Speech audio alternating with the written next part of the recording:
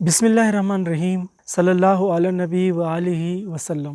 نبی کریم صلی اللہ علیہ وسلم نے دعا فرمائی کہ اے اللہ تو ابو جہل یا عمر بن خطاب دونوں میں سے اپنے کسی پسندیدہ بندے کے ذریعے دین اسلام کو غلبہ اور عزت عطا فرما۔ حضرت عمر بن خطاب رضی اللہ تعالیٰ عنہ مراد رسول صلی اللہ علیہ وسلم ٹھہرے۔ ایمان کی لازوال دولت اللہ تعالیٰ نے حضرت عمر بن خطاب رضی اللہ تعالیٰ عنہ کی قسمت میں لکھ دی۔ رسول اللہ صلی اللہ علیہ وسلم کی دعا بارگاہ الہی میں قبول ہوئی اور چند دنوں بعد اسلام کا سب سے بڑا دشمن، اسلام کا سب سے بڑا خیرخواہ اور جان نثار بن گیا۔ آپ رضی اللہ تعالیٰ عنہ کے اسلام قبول کرنے کی وجہ سے نہ صرف تاریخ اسلام میں انقلابی تبدیلی آئی بلکہ مسلمانوں کی قوت اور عظمت میں بے پناہ اضافہ ہوا۔ وہ مسلمان جو پہلے اپنے اسلام کو ظاہر کرتے ہوئے شدید خطرات محسوس کرتے تھے، اب اعلانیہ خانہ کعبہ میں عبادات سر انجام دینے لگے۔ آپ رضی اللہ تعالیٰ عنہ مکہ مکرمہ میں پیدا ہوئے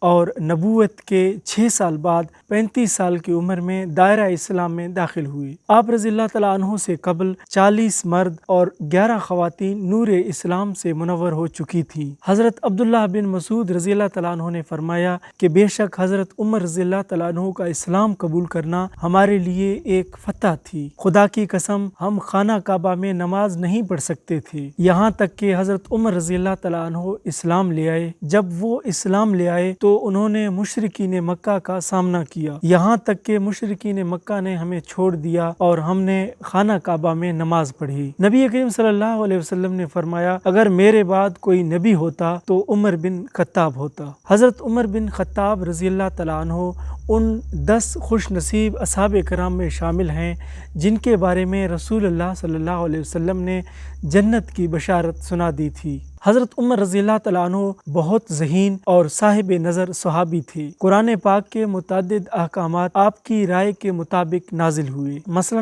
اذان دینے کا طریقہ، عورتوں کے لیے پردے کا حکم اور شراب کے متعلق احکامات۔ آپ شجاعت، فصاحت و بلاغت اور خطابت میں یکتا زمانہ افراد میں شامل تھے۔ اسلام سے قبل عرب میں لکھنے پڑھنے کا کوئی خاص رواج نہیں تھا۔ جب نبی کریم صلی اللہ علیہ وسلم مبعوث ہوئے تو قبیلہ قریش میں صرف 17 آدمی ایسے تھے جو لکھنا پڑھنا جانتے تھے اور حضرت عمر رضی اللہ تعالیٰ عنہ نے اسی زمانے میں لکھنا پڑھنا سیکھ لیا تھا۔ چنانچہ حضرت عمر رضی اللہ تعالیٰ عنہ کے فرامین اور خطوط اب بھی سیرت اور تاریخی کتابوں میں موجود ہیں۔ آپ رضی اللہ تعالیٰ عنہ کے دور خلافت میں مسلمانوں کو بے پناہ فتوحات اور کامیابیاں نصیب ہوئی۔ آپ نے کیسر و کسریٰ کو شکست دے کر اسلام کی عظمت کا پرچم لہرانے کے علاوہ شام، مصر، عراق، جزیرہ، خوزستان، عجم، آرمینیا، آذربائیجان، فارس، کرمان، خراسان اور مکران تک کے علاقوں کو فتح کیا۔ آپ کے دور خلافت میں کل 3600 علاقے فتح ہوئے، 900 جامع مسجد اور 4000 مساجد تعمیر ہوئے۔ آپ نے اپنے دور خلافت میں بیت المال اور عدالتیں قائم کی، عدالتوں کے قاضی مقرر کیے۔ آپ نے ہجری تاریخ کا اجرا کیا جو آج تک جاری ہے۔ آپ نے مردم شماری کروائی، نہریں کھودیں اور شہر آباد کرائے،